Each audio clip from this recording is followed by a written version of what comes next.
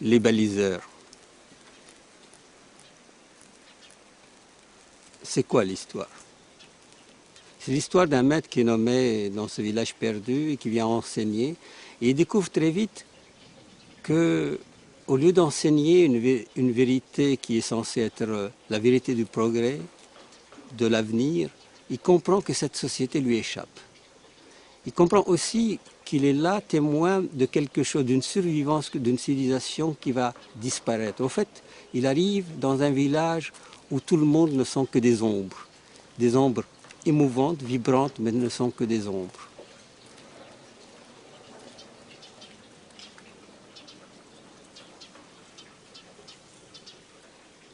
Et il comprend que son enseignement n'a pas d'utilité et qu'il a plus à apprendre qu'à enseigner.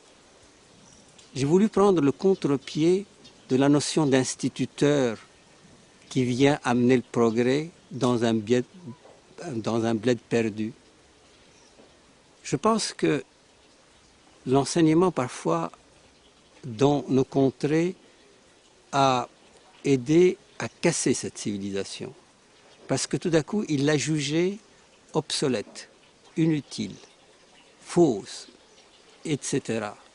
Et il a exprimé un tel mépris à cette civilisation en pensant que la modernité et le progrès sont dans la vérité enseignée qui vient d'ailleurs, que ces maîtres ont aidé à la rupture entre les générations et au fait à une mort anthropologique.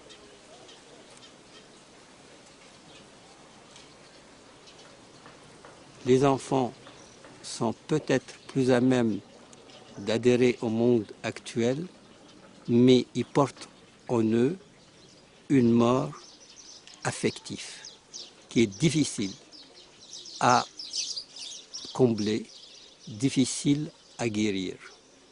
Et nous assistons dans ce monde arabe à cette blessure, à cette rupture, pas seulement en Tunisie, qui est très grave parce que, et ça c'est notre problème, on n'est plus des sociétés qui ont 1500 ans derrière de profondeur et d'histoire, mais qui, au fait, n'ont que 50 ans d'âge.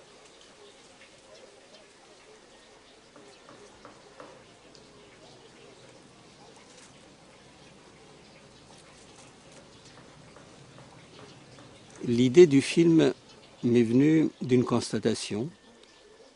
Mon père est mort, j'étais encore jeune, et mon père adorait les jardins, et pourtant il a passé sa vie entre la prison et la lutte nationale, la lutte pour l'indépendance.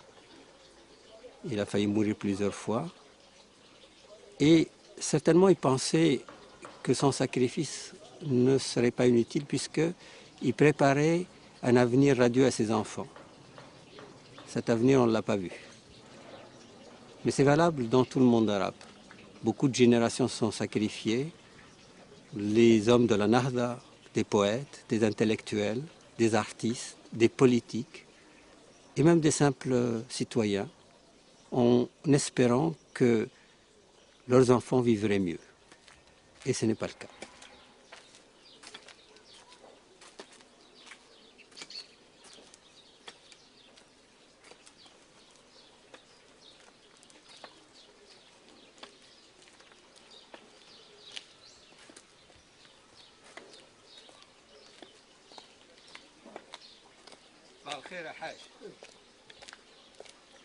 Et donc j'ai voulu exprimer cette douleur qui s'est transformée presque en malédiction, et rendre compte de cette impossibilité de sortir de ce lieu isolé où on est condamné.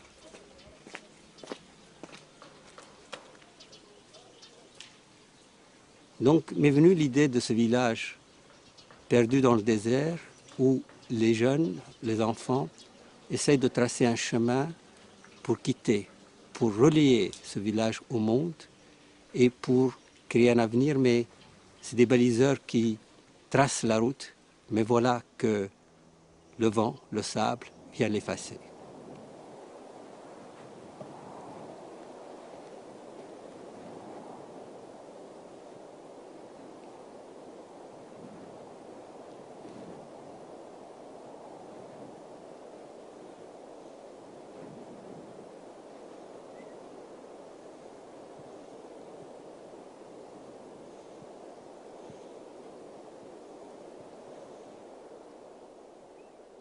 Il y a aussi dans le Baliseur le thème de l'orphelinat. Moi, j'ai vécu orphelin de mon père. En fait, petit à petit, j'ai compris que j'étais pas seulement orphelin de mon père, que j'étais orphelin d'une culture, orphelin d'une civilisation, orphelin d'une société, orphelin même du politique. Je dirais même mieux, orphelin d'une vérité. La vérité impossible à demander, à dire, à vivre et à l'assumer. Voilà la malédiction dans les Baliseurs.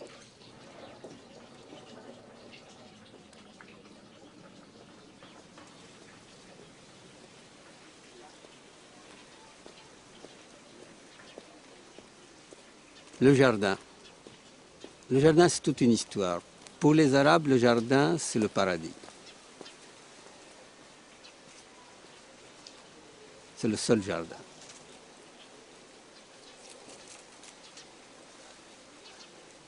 Et voilà une culture qui sort du désert et qui n'a au cœur que d'aller vers ce jardin-là.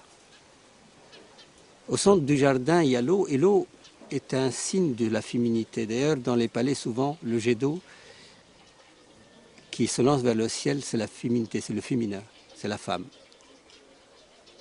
Le jardin aussi, souvent, on dit qu'un bédouin qui déroule son tapis, il ne regarde pas un tapis devant lui, il regarde un jardin. Il y a tout un jeu de mise en abîme du thème de jardin, mais dans le cadre du film Les Baliseurs, Houssine qui cherche à reconstituer le jardin, c'est aussi un peu moi qui essaye de reconstituer cette culture arabo-musulmane aujourd'hui et de la rendre lisible, visible pour soi et pour les autres.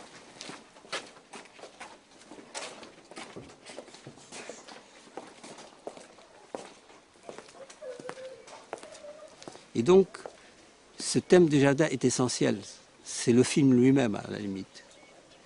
Et lorsque Houssine se penche sur le puits pour parler au djinn en disant « Mais comment on peut faire un jardin ?» parce qu'il n'a aucune idée du jardin. Le djinn lui dit « Fais un jardin à l'image du ciel » et il pense que c'est les étoiles. Et il casse les miroirs. Alors là, on rentre dans une autre tradition qui est la tradition soufie. Le miroir, qu'est-ce qu'il reflète? Il reflète une image de soi. Et au fait, pour réaliser le jardin, il faut casser son égoïsme. Il faut casser son moi et le dépasser pour faire un jardin.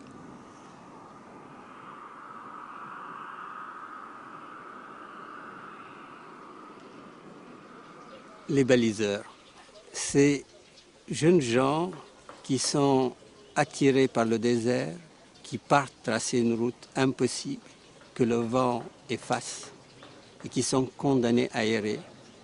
Ils tournent autour du village sans pouvoir y retourner. C'est beaucoup de monde. C'est beaucoup de monde dans la réalité des sociétés arabes. Je ne vais pas donner des explications premières, mais je dirais simplement que ces baliseurs ont marqué plusieurs générations. C'est les générations perdues. Et dans le monde arabe, Dieu sait qu'il y a eu des générations sacrifiées et des générations perdues. Je cherchais une image douloureuse pour ces baliseurs. Je crois que je l'avais trouvée dans cette image qui est faite de sable. Ils n'ont pas de visage, ils sont qu'une allure des ombres qui errent dans ce désert sans fin, dans ce désert tragique.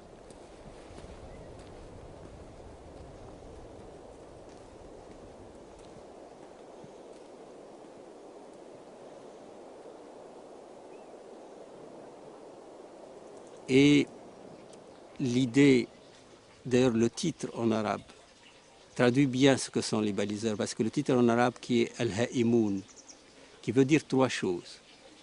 Le Huyem, c'est un nom de l'amour, donc c'est les amoureux. Et le Huyem, c'est une sorte de maladie au départ qui frappe le chameau et qui le déséquilibre, qui lui fait perdre le sens de l'équilibre et qui le pousse à quitté la route. Il ne sait plus suivre le chemin.